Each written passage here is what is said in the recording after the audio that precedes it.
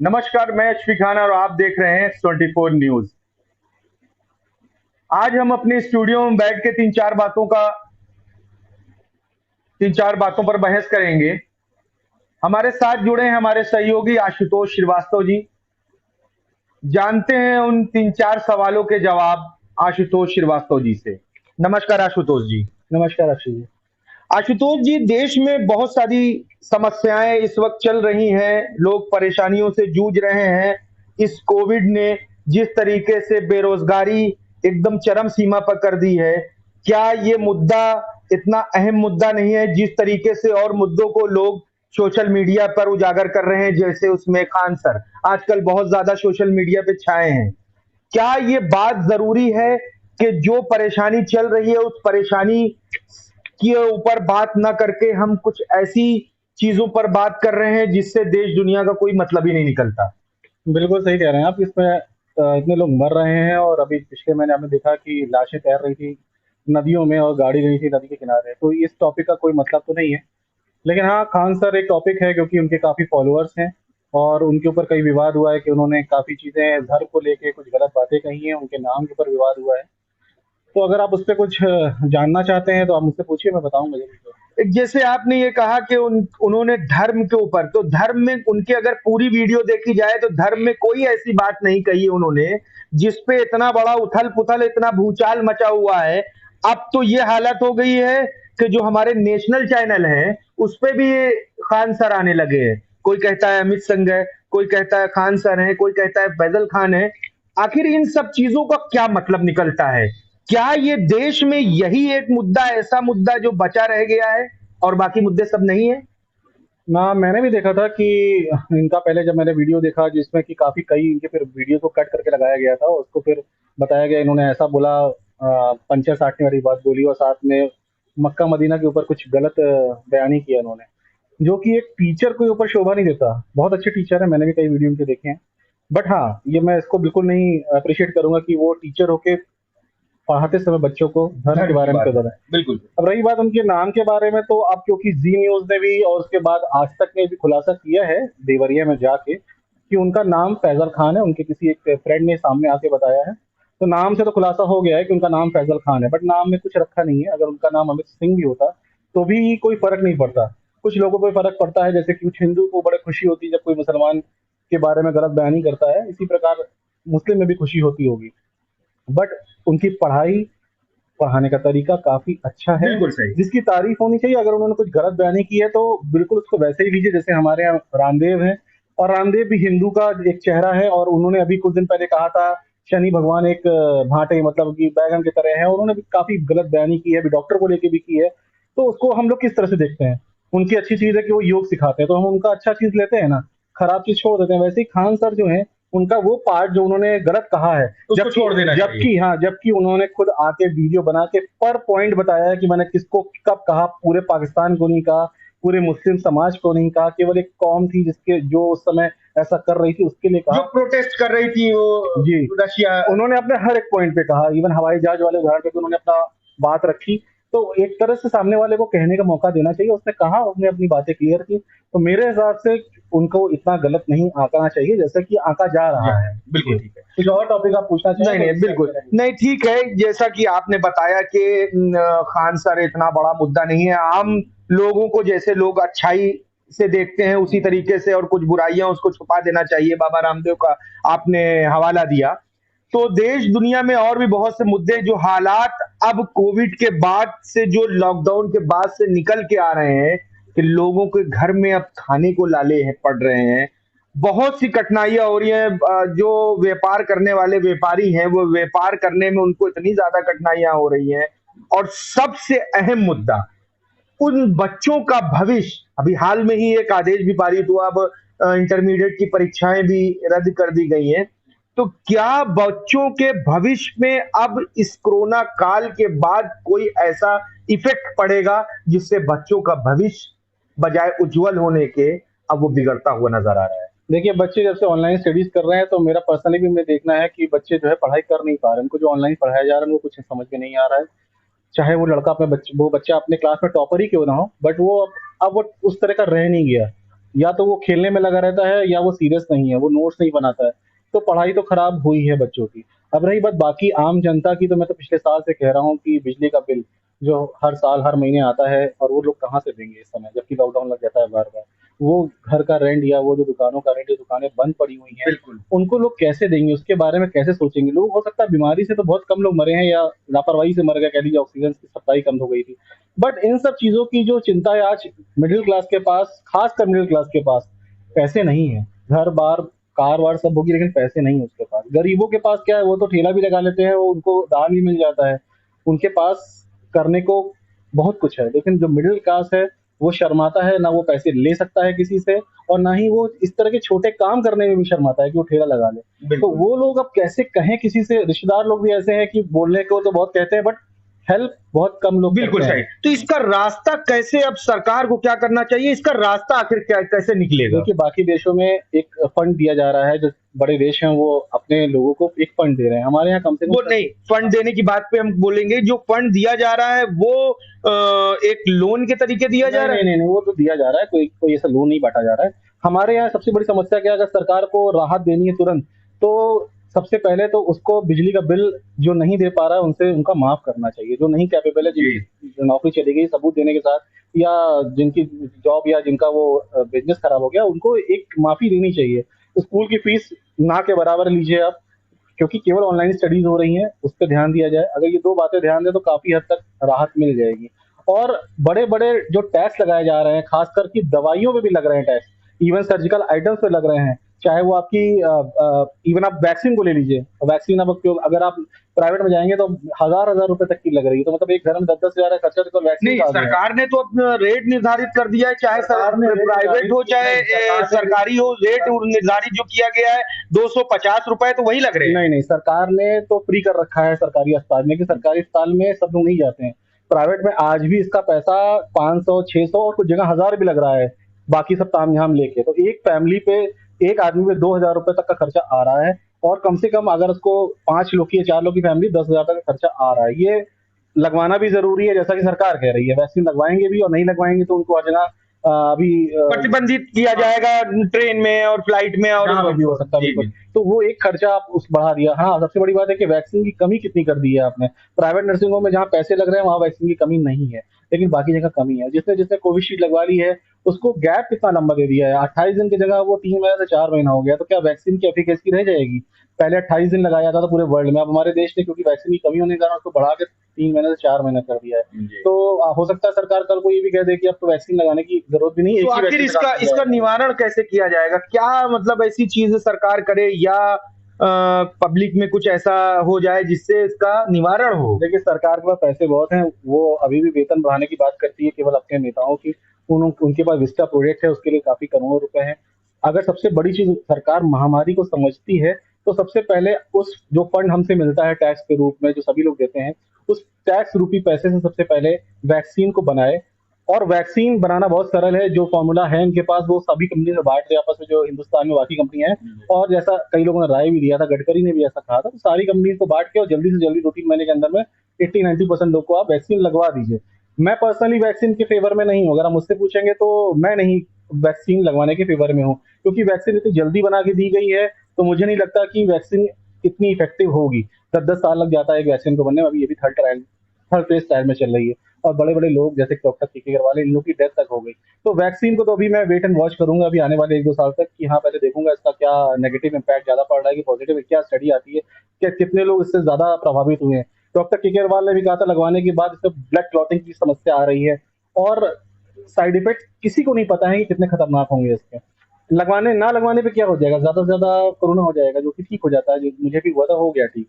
लेकिन अगर लगवाने के बाद पता चला हमें कि इसके साइड इफ़ेक्ट्स की वजह से हमें कुछ प्रॉब्लम आ रही है, तो फिर हम क्या करेंगे? तो इससे अच्छा है कि मेरा पर्सनली मानना है कि मैं पर्सनली अपने आपको, अपने मेरी फैमिली को नहीं लगवा रहा हूँ वैक्सीन। आपका क्या कहना है वैक्सीन के बारे में? नहीं, देखिए, वैक्सीन के बारे में तो जगह-जगह पर लाउड स्पीकर लगा के नहीं, हमारे नहीं, देश आपका क्या में कहना है? आप क्या लगवाएँगे? हमारे देश में बताया जा रहा है कि बिल्कुल सुरक्षित है। नहीं, क्या नहीं, वो वो सुरक्षित बात है तो कि नहीं है? वो तो सरकार कह रही है, और वो सुरक्षित होगी, पूरे दुनिया ने लगाया है। मैंने कहा ना, हर आदमी का एक पर्सनल व्यू होता है, मैंने ये व्यू अपना बताया है। आप अपना भी आपसे मैं जानना चाहता कि आप पर्सनली वैक्सीन लगवाना चाहते हैं कि नहीं लगवाना? नहीं, बिल्कुल नहीं लगवाना चाहते जब तक उसका क्लियरिफिकेशन नहीं हो जाता, क्योंकि डब्ल्यूएचओ ने भी अभी एक बात कही है कि वैक्सीन के बारे में डब्ल्यूएचओ ने जो कहा है कि वैक्सीन जो भी लगाई जा रही है उसकी संतुष्टि हम नहीं देते हैं।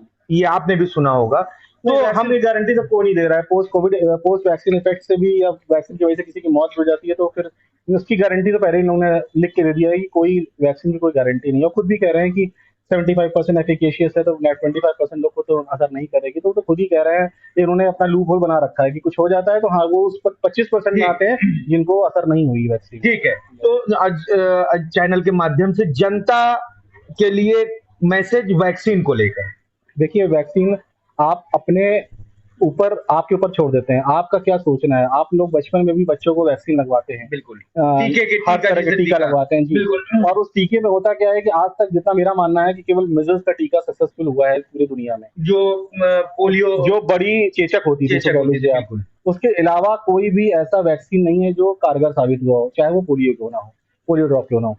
तो पहले ये आप अपने ऊपर सोचिए कि वैक्सीन लगाने से फायदा अगर आपको लगता है तो आप लगवाइए। मैं कोई नहीं होता कि ये कहने वाला कि आप मेरे वजह से मेरे कहने से वैक्सीन मत लगवाइए। ठीक है, तो ये तो हो गई बात वैक्सीन को लेकर।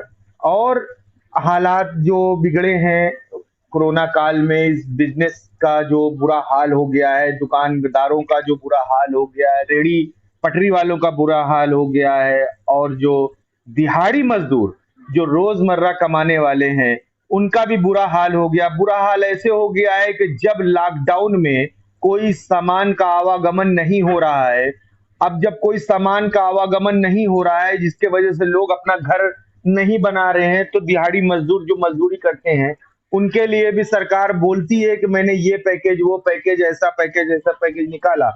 तो क्या सरकार ने वाकई राहत दी है दिहाड़ी मजदूर और रोड पटरी वालों को? कुछ लोगों को राहत जरूर मिली होगी, लेकिन मैं फिर कहना चाहूंगा कि जो गरीब तबका है उनके लिए पूरा दुनिया बोल रहा है, उनकी हेल्प सब कर रहे हैं। मैं बार बार कहना चाहूंगा कि मैं middle class, lower middle class के पक्ष में बोलना चाहता हूँ। उनकी मदद कोई नहीं कर रहा है जी। आप अपने दिल पे हाथ रख के कहिए कि गरीब की मदद आज कौन नहीं करना चाहता, सब कर रहे हैं। पहले भी करते थे, आगे भी करते आएंगे, लेकिन जो मिडिल क्लास है इसकी मदद क्यों नहीं की जा रही है। जो रीढ़ की हड्डी है, जो सरकार के साथ खड़ा रहता है हमेशा, उसकी मदद सरकार क्यों नहीं कर रही है। आज उसके घर में लाश भी गिरती है तो कोई लाश उठाने भी नहीं आता। ठीक है, तो उसके बारे में आपको एक सबसे बड़ा सवाल, अब हम दूसरे टॉपिक पे आते हैं। सबसे बड़ा सवाल ये है, बंगाल इलेक्शन में जिस तरीके से बंगाल इलेक्शन में सभाएं हुई, रैलियां हुई, मीटिंग हुई, क्या उस टाइम जो ये कोविड चल रहा था, बंगाल में कोरोना क्या थमा हुआ था जब ये इलेक्शन चल रहा था? नहीं, कोरोना देखिए कि कई पहलू हैं। कोरोना के कैसे फैला है इसके बारे में मैंने कई वीडियोस देखे। कुछ लोगों ने कहा कि कोरोना इसलिए फैल गया क्योंकि वैक्सीन लगाई गई, और जहां जहां वैक्सीन लगी, ऐसा मैंने नेशनल टीवी पे भी देखा था, निशांत चतुर्वेदी के वैक्सीन लगाने की वजह से उनको 14 दिन का क्वारंटाइन ही रखा गया, और उसके वजह से उनके अंदर उन्होंने उसको स्प्रेड किया। लोगों के अंदर वायरल फीवर आया और कोरोना फीवर आया, उसको लोगों ने पैनिक हुए। उसके बाद फिर ऑक्सीजन की कमी थी हॉस्पिटल्स में, जिसकी वजह से नॉन कोरोना पेशेंट्स की काफी मौत हो गई। जैसे आप जानते होंगे कि पहले इतने रोग हुआ करते थे, गोरखपुर में चमकी बुखार होता था, इस साल 2 साल से मैंने नहीं सुना आपकी कोई मौत। निमोनिया का, मलेरिया का, डेंगू का, इस तरह के कितने रोग हुए, बट इस साल उनके उनके द्वारा मरने वालों की संख्या नहीं आ रही। तो कोरोना से इतने लोग मर रहे हैं मैं नहीं कहूंगा, मर रहे हैं अव्यवस्था के कारण और पैनिक होने के कारण, एंजाइटी, डर के कारण मर रहे हैं ज्यादा लोग। कोरोना एक नॉर्मल फ्लू के तरह ही है, और ये कभी नहीं जाएगा। मैं फिर कह रहा हूँ, ये कभी नहीं जाएगा। पहले भी था, आगे भी है, अभी भी है और आगे भी रहेगा। ठीक। आगामी 2022 में यूपी का इलेक्शन, मैं एक टॉपिक और आपसे बताना चाहता हूँ कि इसी से जुड़ा है। एक मास्क के बारे में भी काफी वो है कि प्रोटोकॉल है मास्क पहनना, और मास्क ना पहनने से बहुत बड़ा फाइन होता है। तो मैं ये कहना चाहता हूँ कि जब नेता जैसे हमारे मोदी जी हैं, जैसे हमारे अमित शाह हैं या योगी जी हैं, ये लोगों ने मास्क बिना पहने, आपने देखा होगा, रैलियां की, अभी बिहार में, उसके बाद अभी बंगाल इलेक्शन में भी सबने देखा है, इसमें कोई किसी से छुपा नहीं है। तो क्या इनके ऊपर कोई फाइन नहीं लगता है? क्या इनके ऊपर ये नियम कानून नहीं काम करता? ये हमारे लीडर, इनको पूरी दुनिया देख रही है, तो इनको देख के कितने लोग मतलब बड़ा कंफ्यूज होते होंगे कि मास्क ये तो नहीं पहनते। बिल्कुल ठीक है। इवन हॉस्पिटल में भी देखिएगा, अमित शाह जो कोरोना पेशेंट को देखने जाता है वो भी नहीं पहनते। तो मैं मास्क के लिए ही कहना चाहूंगा कि जब हमारे लीडर्स ही नहीं डर रहे हैं मास्क पहनने से, मतलब वो मास्क नहीं पहने तो हम कैसे पहने? एक रामदेव जी हैं, जी। रामदेव जी को आपने कभी देखा है मास्क पहनते हुए? क्या वो, उनको कोरोना से डर नहीं है? उन्होंने तो वैक्सीन भी नहीं लगवाई है। बिल्कुल। और एक चीज जोड़ना चाहूंगा, मास्क के ऊपर एक थ्योरी ये भी आ रही है कि मास्क पहनने के वजह से ब्लैक फंगस भी हो रहा है। मे भी हो सकता है ये बात गलत हो, लेकिन हाँ, बहुत दिन तक आप वही सेम मास्क पहने रहते हैं तो उसमें जो फंगस बन जाता है, जो क्योंकि आप 2 घंटे में उतार के फेंकते तो है नहीं उसको, वही बार बार जेब में रख के दोबारा पहन लेते हैं, तो उसके वजह से ब्लैक फंगस की प्रॉब्लम आपको हो सकती है। स्टेरॉइड भी एक कारण है, अधिक स्टेरॉइड यूज की गई है और डायबिटिक पेशेंट में कॉम्बिनेशन मिला के हो सकता है, बट मास्क भी बहुत बड़ा रीजन हो सकता है। और एक पॉइंट मास्क के बारे में और, मास्क पहनने से कोई अगर ये कह दे कि कोई ये गारंटी ले ले सरकार का आदमी कि उससे आपकी ऑक्सीजन सप्लाई कम नहीं होती है या कार्बन डाइऑक्साइड आप ज्यादा इनहेल नहीं करते, तो मैं मानूं मास्क पहनने के बाद आपकी ऑक्सीजन सप्लाई कम होती ही होती है, जो लॉन्ग टर्म में पहनने से आपकी इम्यून को फर्क पड़ती है। और आज हमको ये देखने को मिल रहा है, जो इतनी मौतें हुई उनमें उसका एक ये रीजन ये भी हो सकता है कि लोग मास्क पहन के अपनी ऑक्सीजन सप्लाई कम कर लिया, और जो जब ऑक्सीमीटर में देखते हैं तो वो कम दिखाता था, क्योंकि उन्होंने साल भर मास्क पहना। कई ऐसी ड्यूटीज है जिनको बहुत देर तक मास्क पहनना पड़ा है, तो उन्होंने अपना इम्यून सिस्टम खराब कर लिया होगा, तो ये एक रीजन है। और मास्क पहनने के फेवर में तो मास्क मास्क प्रोटोकॉल नहीं है सरकार की गाइडलाइन का, और जिस तरीके से डॉक्टर हॉस्पिटल में मरीजों की ईमानदारी कर रहे हैं, तो वो मास्क क्या निकाल के फेंक दें? देखिए, किसी भी मास्क से, दुनिया के किसी भी मास्क से कोई भी वायरस रोक नहीं सकता। वायरस का छोटा होता है, इस पर आप एग्री करते होंगे। कोई भी बैक्टीरिया, वायरस, आप सांस ले सकते हैं अगर उस मास्क से, तो वायरस भी इनहेल कर सकते हैं। मास्क कौन पहन सकता है? केवल जो डॉक्टर सर्जरी करता है और वो ये चाहता है कि उसकी बॉडी से जो निकलता है वो बैक्टीरिया उसके अंदर ना जाए, जिससे उसका कॉम्प्लिकेशन ना बढ़े, या उसका जो ऑपरेशन के दौरान कोई उसके उसके उसके अंदर ना जाए, डॉक्टर के अंदर, बस इसीलिए मास्क पहना जाता है। मास्क का और कोई यूज तो नहीं है, मास्क से सिंपल पॉलिटेंट आप रोक सकते हैं बस। मैंने एक चीज और सुना है मास्क के बारे में कि मास्क उन्हीं को पहनना जरूरी होता है जिनके अंदर बीमारी हो, ताकि वो बीमारी किसी को दे ना सके। जी बिल्कुल। तो क्या ये बात सही है? बिल्कुल, अगर आप मास्क, अगर किसी कोई एक पेशेंट है और वो इन्फेक्शियस डिजीज उसके अंदर है, पहले भी अगर वो जो डिजीज होती थी, तो वो जब छींकता है तो जरूर उसके ड्रॉपलेट जाके गिरते हैं, उससे कुछ हद तक बचाव होता है, बस उससे ज्यादा कुछ नहीं। और मास्क के लिए केवल मैं ऐसा नहीं कह रहा हूँ, मास्क के लिए आज पूरे दुनिया के कई शहरों में, खासकर लंदन, ऑस्ट्रेलिया में, अभी 29 मई 2021 को पूरे दुनिया में कई देशों में ये रिवोल्ट हुआ है कि मैं मास्क हटाओ, लॉकडाउन हटाओ। तो इकलौता मैं नहीं कह रहा हूँ ऐसा, मैं पहनता हूँ, मैं जहां जहां जरूरत है वहां पहनता हूँ। मैं हॉस्पिटल जाता हूँ जहां भीड़ रहती है, जहां पे बिना मास्क के एंट्री नहीं है, जहां पे पुलिस है, जहां पे बिल्कुल पहनना पड़ता है, क्योंकि उनसे कौन जाके बहस करेगा। बट पर्सनली अगर मेरा व्यू पूछेंगे तो मैं मास्क को बिल्कुल प्रेफर नहीं करता। एक चीज और, मुझे कोरोना हुआ था, मेरी फैमिली में मेरी वाइफ को भी कोरोना हुआ था, लेकिन मेरे बच्चे मेरे साथ रहते थे, उनको कोरोना नहीं हुआ था, और मेरे साथ में ही उठते बैठते खाना खाया, उन्होंने मास्क नहीं पहना और वो सुरक्षित रहे। तो एक, अगर इतना इन्फेक्शियस होता तो मेरे बच्चे को जरूर हो जाता कोरोना, नहीं हुआ। तो इसका एक ये रीजन है कि जैसे पहले हम लोग को फ्लू होता था और एक आदमी को, 2 आदमी को होता, सबको नहीं होता था, इम्यून के ऊपर फर्क पड़ता था, वैसे ही आज कोरोना भी है। हमने कोरोना को केवल हवा बना लिया है, उससे ज्यादा कुछ नहीं है कोरोना। ठीक है। जी। वैसे बात तो बहुत है लंबी कहने के लिए, लेकिन जिस तरीके से डॉक्टरों ने अपने आप को रिस्क में डालकर ये जो कोविड काल में जितनी भी सेवाएं दी हैं, उन डॉक्टरों का शुक्रिया अदा करना चाहते हैं। और ये सब बातें जो कहने की है कि अंग्रेजी दवाओं से लोग मर रहे हैं, ये बिल्कुल झूठी, गंदी और निहायत बेहुदा तरीके की बातें हैं, जिस तरीके से और लोगों ने सोशल मीडिया के माध्यम से और टीवी चैनलों के माध्यम से बताया। इस पर भी मैं कुछ बोलना चाहता हूँ। मैं बताता हूं, जिस तरीके से अपनी जान को जोखिम में डालकर डॉक्टरों ने सेवाएं दी हैं, मैं नहीं, पूरा देश, पूरी दुनिया उनका आभार व्यक्त करता है। जानते हैं इसी टिप्पणी पर आशुतोष भाई से कि इन डॉक्टरों के बारे में क्या कहना है। देखिए, पर्सनली मैं अगर रामदेव के कथन पे जाता हूँ तो उन्होंने जो भी बोला उसमें कुछ हद तक उन्होंने सही बोला। एलोपैथिक को लेके जो उन्होंने बोला कि कुछ डॉक्टर्स बिल्कुल लूट रहे हैं, हम भी जानते हैं, मेरा प्रोफेशन भी पिछले 17 सालों से उन्होंने ये बोला है कि डॉक्टरों ने जो दवाई दी है एलोपैथ की, उससे लोग मर रहे हैं। मैं बिल्कुल इसको क्लियर करता हूँ, मैंने इसलिए कहा कुछ हद तक। देखिए, बिल्कुल इतने जो डॉक्टर समूह है, बहुत से डॉक्टर बहुत अच्छे हैं, उनसे बिल्कुल कोई वो नहीं है, उनसे बिल्कुल वो है कि उन्होंने बहुत अच्छा किया, करते आ रहे हैं, उनकी बात मैं नहीं कर रहा हूँ। बट जो प्राइवेट नर्सिंग होम के कई डॉक्टर ऐसे हैं जिन्होंने इस कोरोना को आपदा में अवसर में बदला है, जिन्होंने इसको लूटा है, बड़े बड़े बिल्स बने हैं, जबकि कोरोना का कोई इलाज नहीं है। तो उन्होंने लूटा है, तो उसको एग्री करिए, वहां पे उनका हम बिल्कुल साथ ही दे सकते। अब रहे रामदेव जी, तो रामदेव जी तो एक बिजनेसमैन है। उन्होंने जो बोला, उन्होंने खुद को जब कुछ हुआ था, उनको प्रॉब्लम हुई थी, तो वो एलोपैथिक डॉक्टर के पास गए थे। उसका फोटो आपने देखा होगा, बालकृष्ण भी गए थे। तो एलोपैथिक, आयुर्वेदिक, कोई भी पैथी नहीं खराब है। सबकी जरूरत है हमारे देश को, इवन होम्योपैथिक की भी जरूरत है, यूनानी की भी जरूरत है। उन्होंने अटैक कर दिया था कि सारे डॉक्टर, या ये वर्ड गलत था, उनका ये स्टेटमेंट गलत था। मैं आज भी कहता हूँ जेनरिक दवाई बहुत अच्छी होती है, जिसके ऊपर आमिर खान ने वीडियो बनाया था। तो आज भी लोग पेटेंट खरीदते हैं, जबकि जमीन आसमान का अंतर है और उसके मॉलिक्यूल में कोई अंतर नहीं है।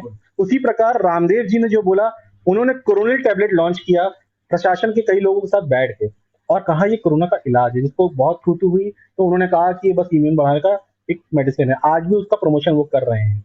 तो वो एक बिजनेसमैन है, वो जो भी चीज बोलते हैं वो बिजनेस के पॉइंट ऑफ व्यू से बोलते हैं। रामदेव जी ने कहा था जीन्स या फटी जीन्स पहनने के ऊपर बहुत खिल्ली उड़ाई थी, उन्होंने फटी जीन्स की शॉप खोल लिया।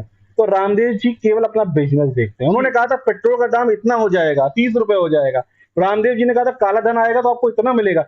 बहुत झूठ बोले हैं रामदेव जी ने।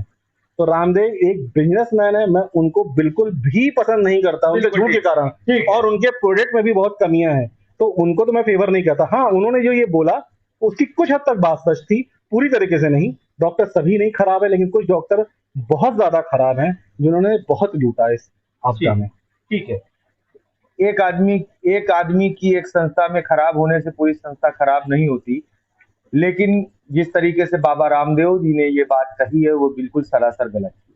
जानते हैं इन सारी बातों से, जो कोरोना काल में जितने भी और आशुतोष जी ने बताई, ये सारी बातों को मद्देनजर रखते हुए अब राजनीतिक बातों का हम उल्लेख करेंगे अपने सहयोगी जी से। जानेंगे कि 2022 के इलेक्शन की जिस तरीके से तैयारी और उथल-पुथल चल रहा है, क्या इलेक्शन से ज्यादा अहमियत हमारे कोरोना काल में जो लोग परेशान हैं उनकी है, या इलेक्शन में जो पार्टियां लड़ रही हैं उस चीज की है? देखिए, ज़रूरत तो इस समय हॉस्पिटल्स पे काम करने की है, और जो लोग के पास पैसे नहीं हैं या जो रोज़गार छिन गया उस पे है। लेकिन जो इस समय मौजूदा सरकार है उत्तर प्रदेश की और देश की, वो देखने में आया है पिछले 7 सालों में केवल चुनावी मोड में रहती है। एक चुनाव खत्म होता है, दूसरे चुनाव पे वो तैयारी शुरू कर देती है। उत्तर प्रदेश का चुनाव इस मायने में सबसे महत्वपूर्ण है, क्योंकि उत्तर प्रदेश रीढ़ है। उत्तर प्रदेश से होके ही केंद्र की सत्ता हासिल की जा सकती है, क्योंकि 80 सीट्स लोकसभा की उत्तर प्रदेश में है, और 403 सीट यहाँ पे जो है आपकी एमएलए वाली, विधायक वाली है। तो इस समय मोदी जी ने या योगी जी ने या अमित शाह जी ने उसकी तैयारी शुरू कर दी है, ऐसा हमने पढ़ा भी और देखा भी है। इस समय उत्तर प्रदेश में माहौल काफी गरमा-गरम चल रहा है, जैसे कि पिछले 3-4 दिन से देख रही है, बड़ी-बड़ी मीटिंग्स बैठी जा रही है। कुछ लोग कह रहे हैं कि सीएम बदले जाएँगे, कुछ लोग कह रहे हैं कि डिप्टी सीएम बदले जाएँगे, और ये सब चीज़ें चल रही हैं। अभी खुल के सामने नहीं आया क्या होगा, बहुत मुश्किल है योगी जी को हटाना। कुछ लोग ये भी कह रहे हैं कि अगला चुनाव योगी जी के नाम पे नहीं लड़ा जाएगा। कुछ लोग ये भी कह रहे हैं योगी जी अगले डिफेंस तो इस होम पे मिनिस्टर असर क्या पड़ेगा? असर क्या पड़ेगा? किस चीज़ पे? सरकार, क्या जिस तरीके से उथल-पुथल चल रहा है, बहुत से कयास लगाए जा रहे हैं अलग-अलग चीज़ों पे कि इनको बनाया जाएगा डिप्टी सीएम, इनको सीएम बनाया जाएगा, उनको केंद्र में बहुत से ज़्यादा सोशल मीडिया पे एक वायरल के तरीके से फैल रहा है पिछले 3-4 दिनों से। तो आपको क्या लगता है, क्या इस राजनीतिक माहौल में इस बार यूपी में कुछ उथल-पुथल होने की उम्मीद है? बिल्कुल होने की उम्मीद है, क्योंकि पब्लिक जो है इस बार काफ़ी नाराज़ है। पिछली बार योगी जी चीफ मिनिस्टर बनाए गए थे, उनका नाम नहीं घोषित किया गया था। अगर उनका नाम घोषित, वो चुनाव लड़े होते और उनके नाम से चुनाव लड़ा गया होता, तो हो सकता है परिणाम कुछ और निकलता। अब क्योंकि उनका काम का रिजल्ट सामने रखा हुआ है, और अभी लेटेस्ट आपने देखा नदियों में लाश को बहते हुए, किनारे लाश को गाड़ते हुए, उसके पहले ऑक्सीजन की कमी और केवल डाटा को छुपाना, अंक को छुपाना। 7-8 लोग को दिखाते हैं हर शहर में मर रहे हैं, लेकिन मरते थे 400-500 लोग मर रहे थे। तो ये सब चीजें पब्लिक नहीं भूलेगी। हर घर से कुछ ना कुछ लोग मरे हैं, हर रिश्तेदार से दोस्ती यारी में लोग मरे हैं, तो लोग वो भूलेंगे नहीं। लोगों का रोजगार गया है, तो फर्क तो पड़ेगा। जो उनकी 300 प्लस सीटें आई कि उनका इस बार का अनुमान है 300 प्लस आएगा, तो वो तो नहीं आएगा। बंगाल में आपने देख लिया, दिल्ली तो वो जीत ही नहीं पाते हैं, महाराष्ट्र आपने देख लिया। इसी प्रकार अब उत्तर प्रदेश में भी पूरी उम्मीद है कि लोग अपना मन बदलेंगे, और लोग इस बार सरकार भी बदलेंगे। आपका ओपिनियन क्या कहता है इस बार जो आगामी 2022 में इलेक्शन होने जा रहा है, इसमें क्या बीजेपी कहीं ना कहीं डिफीट खाएगी? बिल्कुल, उसको काफ़ी अच्छा डेंट मिलना चाहिए। उसके सपोर्टर जिनको हम अंधभक्त कहते हैं, वो बहुत ज़्यादा हैं, उनकी संख्या बहुत ज़्यादा नहीं घटी ठीक है। है, ठीक है। हुँ। इसके मुख्य बिंदु बता दें कि किन-किन वजहों से बीजेपी सरकार को एक बहुत बड़ी डिफीट मिलने जा रही है या डिफीट मिलेगी? या बहुत से लोग ये भी कह रहे हैं कि नहीं पूर्ण बहुमत से सरकार बनाएगी, तो इसके आप मुख्य बिंदु पे प्रकाश डालें। देखिए, बीजेपी सरकार तो बिना बहुमत में है या जब उनके इलेक्शन में लोग जीतते नहीं तब भी बना लेती है, उनके पास बहुत पैसा है। तो सरकार हो सकता है वो बना लें, कम होने के बावजूद। मायावती उनका सपोर्ट करती ही हैं पीठ पीछे में जाके, तो हो सकता है उनका वोट बैंक भी 21% का है, तो सरकार बना सकती है, लेकिन जो 303 वाली पावर थी वो उनको नहीं दिखेगी। और योगी जी का चेहरा बहुत धूमिल हुआ है, मोदी जी शायद नाराज़ भी हैं इस बात को लेके, क्योंकि वैसे भी योगी जी एक संघ के आदमी नहीं है, वो हिंदू वाहिनी से आते हैं। तो मेरे ख्याल से हो सकता है कि उनके ऊपर भी थोड़ी तलवार लटकी हुई है और उनके नाम से लड़ने के लिए। लेकिन सोशल मीडिया पे तो बड़े-बड़े कयास लगाए जा रहे हैं कि इनको अगर मुख्यमंत्री पद से हटाया जाएगा तो इनको गृह मंत्रालय दिया जाएगा। सोशल मीडिया की बातें ज़रूरी नहीं कि सच हों। हाँ, कुछ हद तक उनकी सोशल मीडिया की बातें भी सच होती हैं, बट ये बात ज़रूरी नहीं कि सच हो कि उनको गृह मंत्री दे दिया जाएगा। गृह मंत्री का पद तो 2 साल बाद खाली होगा ना, 3 साल बाद, 2024 में खाली होगा। हम अभी 2022 की बात कर रहे हैं, तो 2022 में अगर योगी जी ही चेहरा हुए, तो बीजेपी को ये आँकना है कि ये उनको चेहरा रख के फ़ायदा होगा कि नुकसान होगा? आकलन उनका हो रहा है और अगर देखा जाए तो उनके पॉज़िटिव रिज़ल्ट नहीं है। उन्होंने अगर उनके काम गिनाए जाएँ, तो कुछ काम उनके अच्छे गिनाए जा सकते हैं, जैसे कि मंदिर वाला एक मुद्दा कहा सकता है कि हाँ, मंदिर का नींव रखी गई है, ठीक है? कुछ हद तक कह सकते हैं आप रोड्स पे काम हुआ है, रोड्स अच्छी बनी है, हमारा प्रयागराज शहर में आप कह लीजिए जैसे है, तो रोड्स काफ़ी अच्छी हो गई हैं पिछले 2 सालों में कुंभ मेले की वजह से। कुछ काम उन्होंने अच्छे किए हैं ज़रूर से, कुछ क्रिमिनल्स पे भी अटैक किया है, काफ़ी क्रिमिनल भी कम हुए हैं। बट उसके बाद उनका जो वो है घमंड है, जो वो पत्रकारों तक की बात नहीं सुनते, केवल अपने मन की बात ही करके चले जाते हैं। उनका जो कट्टरपना है, वो लोग पसंद नहीं करते हैं। इवन आपस के लोग शायद मौर्य जी भी पसंद नहीं कब से करते हैं। पसंद नहीं कर रहे हैं? देखिए, उनके काम ये पिछले 4 साल की जो उन्होंने किए, उसी के आधार पे मैं बोल रहा हूँ। इवन मैंने कहा ना कि जो मैंने खबर सुन रहा हूँ, वो तो यही कह रहा है कि वो यही कह रही है कि जो हमारे केशव प्रसाद मौर्य जी, उनसे भी उनकी नहीं पटती है। हम अंदर तो की ये बात कैसे कह सकते हैं कि नहीं पड़ रही है जब देखिए, एक मुख्यमंत्री एक ये बातें मैंने कहा ना, सोशल मीडिया, न्यूज़ चैनल्स के द्वारा ही बताई जा सकती है। ये 4 दिनों से देख रहा हूँ मैं कि अंदर बड़ी खटास है, उथल-पुथल चल रही है, अध्यक्ष बदलने की बात चल रही है और डिप्टी सीएम चेंज होने की बात चल रही है, तो कुछ गड़बड़ है, तभी तो ऐसा चल रहा है। अब रही बात कि जनता, सब कुछ जनता है। जनता को बीजेपी कन्फ्यूज़ कर पाती है कि नहीं कर पाती, ये डिपेंड करता है। एक आखिरी सवाल पूछेंगे और अपने डिबेट को खत्म करेंगे। क्या इस इलेक्शन में अब हिंदू मुसलमान कार्ड क्या चला पाएगी बीजेपी? देखिए, वो तो उसका ब्रह्मास्त्र है, उसको तो बिल्कुल चलाएगी वो। तो जो लोग मरे हैं वो जिनके घर में जो बेरोजगार हो गए, बेघर हो गए, तो क्या उन्होंने जांच पूछ के वो बेघर हुए हैं? तो क्या ये कार्ड चल पाएगा कि नहीं? देखिए, हमारे देश में बहुत जल्दी लोग सब कुछ भूल जाते हैं। पैदल चल के आए थे 1 साल पहले, वो भूल गए वो। उसके पहले नोटबंदी हुई थी, लाइन में लोग मरे थे, तो वो लोग भूल चुके हैं। तो भूलने की आदत बड़ी पुरानी है, अभी तो 7-8 महीने बचे हैं। लोगों ने अपने ने बहुत को अपनों को खोया है इस बार। देखिए, 7-8 महीने में अभी हो सकता है पाकिस्तान हमारे पर चढ़ाई कर दे, चीन चढ़ाई कर दे, कोई पुलवामा अटैक हो जाए, कोई दंगा हो जाए, तो बहुत से रास्ते हैं पब्लिक को यहाँ से भटकाने के लिए, और वो बीजेपी बहुत अच्छी तरह से जानती है। आपको क्या लगता है कि इस बार क्या क्या रिजल्ट निचोड़ क्या निकल के आएगा? देखिए, कहा ना कि बीजेपी सत्ता इतनी आसानी से जाने नहीं देगी। उसके पास पैसा बहुत ज़्यादा है और उसने मतलब पैसे ही तो कमाए हैं केवल के सालों में, तो पैसे से सब कुछ खरीदा जा सकता है। अब जनता कितनी जागरूक है ये हमको देखना है, वो बेवकूफ़ हो बनती है कि नहीं? सरकार तो जनता ही बनाती है, तो जनता को कैसे पैसे से खरीदा जाए? देखिए, मैंने कहा ना कि चोट कितनी गहरी लगी है। लोग पिछली बार नोटबंदी में लाइन में लगे थे, इस बार लोग मरे हैं उनके घर के। तो मैंने कहा ना, अगर मेरे घर का कोई पर्सन मर गया है, तो वो शायद मुझे याद रहेगा वोट डालते समय। तो उसका फ़र्क उनके 303 सीट जो आई थी, उसपे भी दिखाई देना चाहिए। यही सोचना है मेरा। ठीक। आगामी आने वाले 2022 में चुनाव में हम अपने चैनल के माध्यम से आपको पूरा इलेक्शन अपडेट देते रहेंगे और इसी तरीके से डिबेट करके आप तक अपनी आवाज को जनता की आवाज बनकर उजागर करते रहेंगे। कैमरा पर्सन आकाश राय के साथ मैं अशफी खान और आप देख रहे हैं X24 न्यूज, सत्यमेव जयते।